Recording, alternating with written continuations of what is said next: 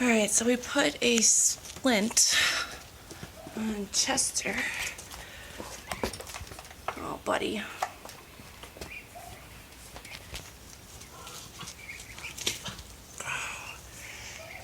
I need you to straighten out your toes. You were doing so good. Well, alright.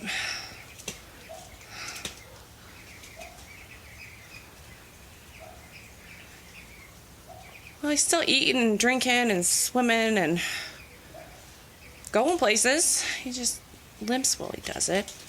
Didn't see any actual wounds. But Chester, one of the Muscovy ducks of Functional Rustic, Prodigy's father, is dealing with a broken something. See more at functionalrustic.com.